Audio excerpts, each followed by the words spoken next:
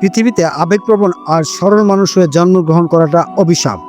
জীবনের প্রতিটা ক্ষেত্রে, প্রতিটা পদে পদে যন্ত্রণা পেতে হয়, বারবার ঠকতে হয়, বারবার অপমান, অপদস্থ হতে হয়। যারা আবেগপ্রবণ আর সরল মনের মানুষ, তারা পৃথিবীর কোথাও সুখ পায় না, না সম্পর্ক, না ব্যক্তিগত জীবনে, না কোনো কর্মজীবনে। কোথাও সুখ পায় না, কোথাও না। নিজেকে লবণের মতো তৈরি করুন। না কেউ বেশি ব্যবহার করতে পারবে, না কেউ আপনাকে অবহেলা করতে পারে। জীবন বলে কারোর সাথে বেশি আবেগে জড়িয়ে পড়ো না, কারণ একদিন যদি সে দূরে সরে যায়, তুমি ভিতরে ভিতরে ধ্বংস হয়ে যাবে। মনে রেখো, মানুষ বদলাতে বেশি সময় লাগে না, সবাই শুধু নিজের স্বার্থটাই বোঝে। অপছন্দ আর হিংসার মধ্যে অনেক বড় পার্থক্য।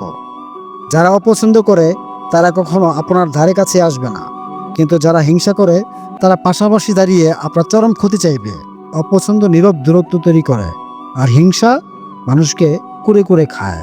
অপছন্দ নীরব দূরত্ব তৈরি করে, আর হিংসা ছদ্মবেশে কাছে এসে বিশ্বাসঘাতকতা করে। কারণ হিংসা কখনো সরাসরি আসে না, আসে কাছের মানুষ সেজে। ভিডিওটা ভালো লাগলে শেয়ার করে দেবেন।